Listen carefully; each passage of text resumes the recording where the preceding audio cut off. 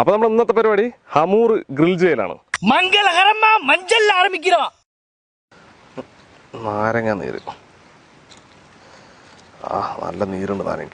Masala ready ആയിട്ട് നമുക്ക് മീനിൽ അടിപൊളിയായിട്ട് തേച്ച് കൊടുപ്പിക്കാം. കൊള്ളാലോ കളി, അടുത്തത് പോലത്തെ.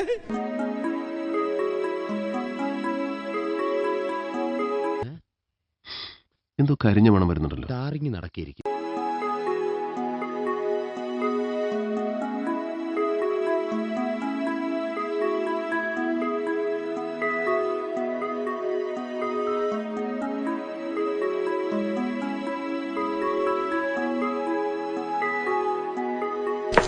എന്തേ മതിയാക്കിയോ?